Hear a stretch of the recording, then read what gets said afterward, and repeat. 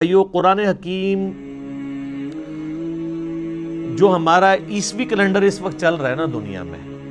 جس کے مطابق آج 20 اکتوبر 2019 ہے، اس کیلنڈر کے مطابق 610 عیسوی 610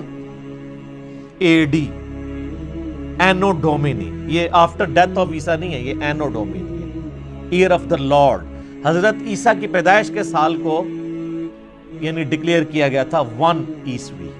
ان کی ڈیتھ کو نہیں، یہ AD سے مراد ڈیتھ نہیں ہے، یہ لیٹن لینگویج کا لفظ ہے، اینو ڈومینی کا مخفف ہے۔ اس میں میرا یوٹیوب پہ کلپ بھی ہے، عیسوی کیلنڈر ورسز ہجری کیلنڈر، یہ دونوں اللہ کے کیلنڈر ہیں، وہ سورج کے اعتبار سے چلتا ہے، دوسرا چاند کے اعتبار سے، لیونر اور سولر دونوں ہی اللہ کے ہیں۔ 610 عیسوی سے لے کر 632 عیسوی تک، یعنی نبی علیہ السلام کی وفات 632 میں، اس پیریڈ آف ٹائم کے اندر قرآن حکیم نازل ہوا ہے۔ آلموسٹ یہ 22 سال بنتے ہیں عیسوی اعتبار سے، اور آلموسٹ 23 سال بنتے ہیں تقریباً ہجری اعتبار سے، کیونکہ لیونر ایئر آپ کو پتا ہے نا، ہر سال 10 کا فرق پڑ جاتا ہے، یہ تو تقریباً 365 دنوں کا سال ہوتا ہے، اور جو دوسرے والا سال ہے وہ 355 دنوں کا، تو 10 سال کا فرق پڑتا رہے 20 سال تک، تو 200 دن کا فرق پڑ گیا نا، آلموسٹ پونے سال کا فرق پڑ جاتا ہے، تو وہ فرق نظر آتا ہے۔ تو اس دوران یہ قرآن حکیم نازل ہوا ہے، آلموسٹ 22 سال عیسوی اعتبار سے، اور آلموسٹ 23 سال جو ہے وہ ہجری اعتبار سے۔ اور علمی پوائنٹ نمبر 10 آج کا آخری، کیونکہ ٹائم بالکل قریب ہو چکا ہے، قرآن حکیم حجاز میں نازل ہوا ہے، نجد میں نازل نہیں ہوا۔ نبی علیہ السلام کا پورا جو ٹریولنگ کا حصہ ہے وہ سارا حجاز کا ہے، مکہ بھی حجاز میں ہے، مدینہ بھی حجاز میں، ایون آپ تبوک تک چلے گئے عرب کے اینڈ پہ، آپ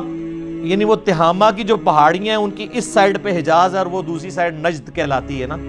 تو حجاز کے اندر قرآن نازل ہوا ہے، قرآن نجد میں نازل نہیں ہوا۔ یعنی وہ ٹائم اینڈ سپیس کی بات کر رہا ہوں، ٹائم اس کا 610 عیسوی سے 632 عیسوی ہے، اور سپیس اس کے نازل ہونے کی کون سی ہے؟ حجاز۔ پورے کا پورا قرآن جو ہے وہ حجاز کے اندر نازل ہوا ہے، اور کسی ملک کے اندر نازل نہیں ہوا، یعنی عرب کی سرزمین میں نازل ہوا، اور عرب کی سرزمین میں بھی نازل ہوا ہے۔ نبی صلی اللہ علیہ وآلہ وسلم کچھ عرصہ مکہ رہے، 2/3 قرآن وہاں پہ نازل ہوا، پھر مدینہ شریف میں، پھر برزخی قرآن بھی ہے مکہ سے مدینہ ہجرت کے دوران، پھر مدینہ سے تبوک جاتے وہاں پہ بھی ہے، اور یہ آگے انشاءاللہ اگلے جو علمی پوائنٹس آئیں گے ان میں ڈسکس کروں گا کہ کسی صورت کا مکی یا مدنی ہونے کا یہ مطلب نہیں کہ 100% ہی وہ مکی اور مدنی ہے۔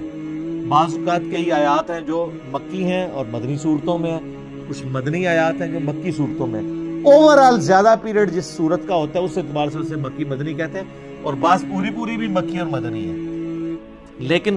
ایک جو ہمارا یہ عقیدہ ہے کہ یہ قرآن حکیم آن دا فیس آف ارتھ جس سپیس میں نازل ہوا وہ سپیس تھی حجاز کی سپیس، عرب کا جو جزیرہ نما عرب ہے اس میں بھی حجاز والا پورشن جو ہے، یہ والا پورشن جو پہاڑوں کے اس طرف لائی کرتا ہے، تو یہ قرآن نجدی نہیں، یہ نجدی وہ بھی اب آپ کو پتہ ہے نجدی کہتے ہیں نا، نجدی ہو، تو قرآن حکیم نجدی نہیں ہے، قرآن حکیم حجازی ہے۔ ٹھیک ہو گیا؟